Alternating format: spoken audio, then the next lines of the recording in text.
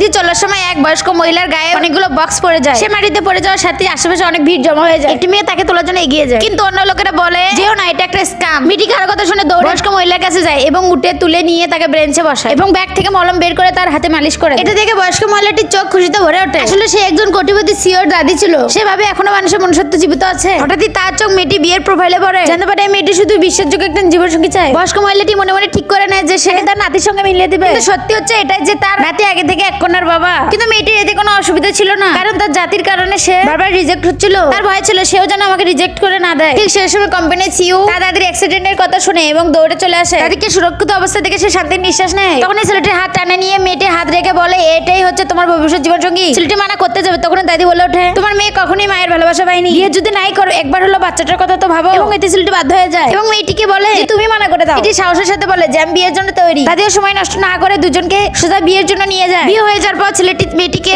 টাকার কার্ড এবং ঘরের চাবি দিয়ে দেয়। তখন মেয়েটি একটি চুক্তিপত্র লেখে এবং তাতে লেখে যে সে পরিশ্রম করে সব মিটিয়ে দেবে। তখন ছেলেটি ভাবে আসলে মেয়েটি কোনো লোভী নয়। তাহলে ছেলেটি কি মেনে নেবে তার বউকে? জানতে আমাদের চ্যানেলটিতে লাইক করে সাবস্ক্রাইব তো করো।